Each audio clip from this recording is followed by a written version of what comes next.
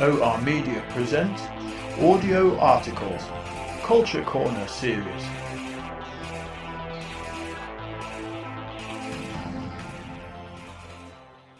Antonio Stradavari by Redwald OR. Antonio Stradavari, 1644 to 1737, was an Italian luthier, famous for his Stradivarius or Strad violins. He made over 1,000 stringed instruments, most of which were violins. Around half of these still survive and command high prices when sold. In 2014, a record was set at £9.5 million or $16 million. Stradivarius violins are recognized as the finest sounding in the world. The first fiddles appeared in the 16th century and were played in taverns. The term fiddle and violin refer to the way the instrument is played rather than any difference in the instrument itself, and it is interesting to note that folk fiddle music came first. Interestingly, in parts of Italy, the church ordered these instruments destroyed, labelling them licentious objects. The word licentious meaning promiscuous and unprincipled in sexual matters. Perhaps the church associated the fiddle with the bawdiness of the alehouse, or perhaps it was something about the instrument itself, but certainly it was not an acceptable instrument to be used in court or for religious purposes.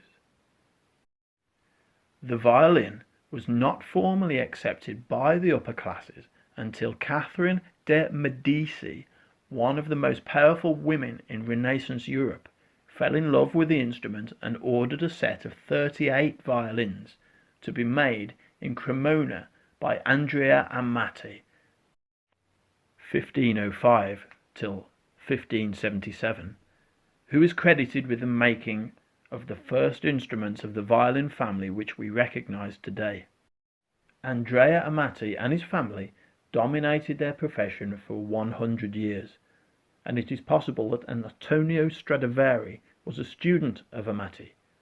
The first Stradivarius violin, made in 1666 and called the Serde, has a reference to Amati on its internal label. Whether this was a clever marketing ploy or not, we will never know. However, as time progressed, it is clear that Stradivari had a skill regarded as genius by musicians and luthiers alike. So how did Stradivari make such beautiful sounding violins which, after 300 years, have never been bettered? The violin is a cleverly made instrument. The springs alone hold the bridge and soundpost in position. The tuning pegs have no machine heads and hold the strings under tension by friction and their own innate willpower, and the curves of the violin's body equalize the notes at all frequencies. Yet there's a world of difference between a £25 Chinese violin and a 9.5 million Strad. Antonio Stradavari left us no instruction manual, so how did he make such distinctive sounding instruments? We can, of course, use modern methods to recreate design traits, yet we are still left with an inferior fiddle. Therefore one must delve into the myth of Stradavari, which lies in the heart of the Dolomites. In northeastern Italy, in the Val di Fiemme, there are magical forests. Stradivari did not simply order his wood from a wholesaler. The ultimate violin requires the ultimate wood, and legend has it that he walked the woods by the light of a full moon. He would lay his head against the trunk of a tree, take out a hammer, knock the wood, and listen. Only if he liked what he heard would he have the tree cut down.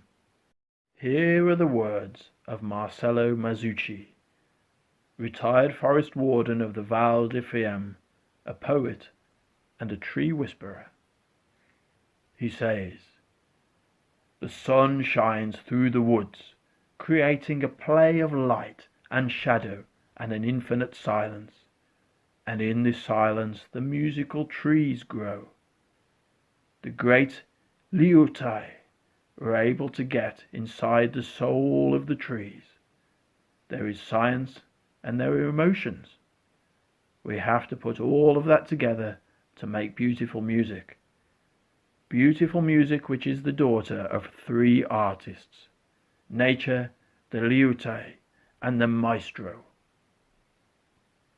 The magic and passion of the European people and our landscape come shining through in our music. There is something beautiful and ethereal about stringed instruments, and no instrument more than the violin holds the ability to channel this deep folk energy. A modern engineer or scientist might laugh at Stradivari's moonlit tree knocking, but the simple fact is his methods and naturalistic connection held the key to the magic of his instruments. YouTube hosts the excellent 1-hour SBS1 documentary entitled The Secrets of the Violin, presented by violinist Daniel Hope, which includes an interview with Marcello Mazzucci deep in the magical forests of northeastern Italy. Regarding classical violin, Bach's Concerto in D minor for 2 violins is a great place to start. Johann Sebastian Bach was a contemporary of Antonio Stradavari. Hail our folk, hail our musicians, hail the Odinic Rite. You've been listening to an OR Media audio presentation.